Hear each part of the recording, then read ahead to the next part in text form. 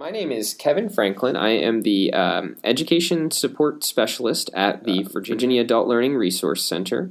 And with me today is Brian Davis. And I serve as the Director for the Capital Region Workforce Partnership, which is the Workforce Development Board that serves the City of Richmond and 7 surrounding counties. Okay, great. Brian, we're going to talk a little bit today about partnerships and what the Workforce Development Board is currently doing to prepare for WIOA. So that seems like a good place to start. What preparations are the Workforce Development Boards currently undertaking to prepare for WIOA? So currently, I would say most of us are probably focusing first on our Title I programs. As you may know, the Workforce Development Boards have 2 distinct roles in WIOA. One is administering Title I programs for adults, dislocated workers, and youth. And then the other is looking at the whole system and trying to convene partnerships to more effectively leverage resources and serve our employer and job-seeking customers. So in these first few months, again, we're focusing on making sure that all of our policies and procedures for our program are aligning with the new legislation, and we're somewhat challenged in that role because the final regulations from the Department of Labor are not released, and there's very minimal state policy that's coming out right now. Great. All right. Well, and that's kind of what we're facing as well, and kind of the purpose of the course is to start thinking about implementation at this at the local level, even though the state and federal regulations have not and policies have not fully come down yet. So, in what ways have your Workforce Development Board addressed the need for partnerships under WIOA? Okay. The most logical way for us to start our partnership discussions is through our actual board membership. Within our composition requirements, we have to have around the table the Virginia Employment Commission, the Department for Aging and Rehabilitative Services, of course, adult education, secondary career and technical education, and the community colleges.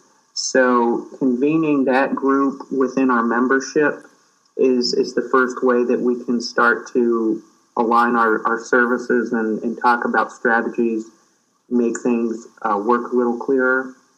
We also partner through our referral system,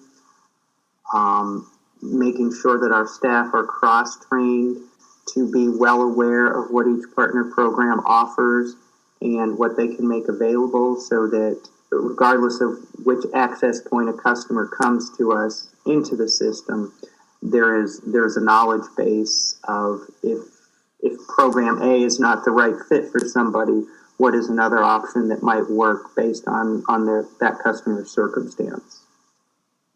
Okay, great. And what are some promising partnerships that you've observed thus far? And these can be sort of pre-WIOA, but just what are some examples of some promising partnerships that you've observed in the context of the Workforce Development Board? Sure. I think in general, even prior to WIOA, I think the best partnerships tend to be the ones that form on the ground and roll up, and that are responding to a particular need that's been identified in the community. For example, forming a business solutions or business service team.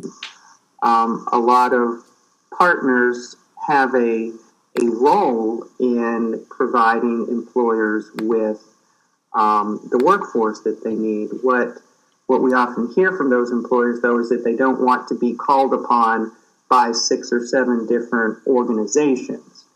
So in this region and other regions in the state, we have formed business services teams where the goal is to get to that single point of contact So that single point is out in the business community, finding out what those needs are, and then bringing those needs back to the team so that the team can work behind the scenes to identify potential applicants and work through those issues without the employer having to know whether it's an adult education customer or a Virginia Employment Commission customer, kind of more seamlessly handing off potential applicants to that employer regardless of what funding stream has been touching them.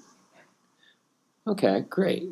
And so how do you see, what are some starting points for an adult ed, program manager, an adult ed representative who would be interested in getting involved in these business service teams?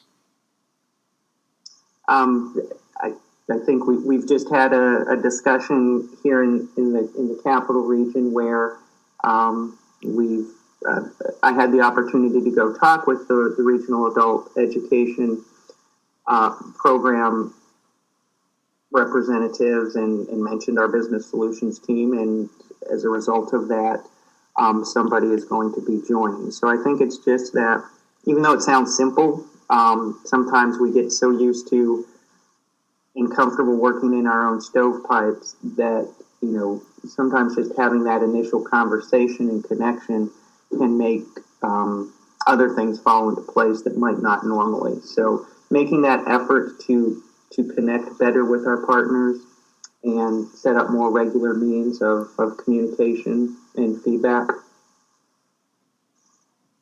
Okay, great. Well, Brian, thank you for your time today. I appreciate you being able to talk to us and about partnerships, and thanks so much. Sure, thank you.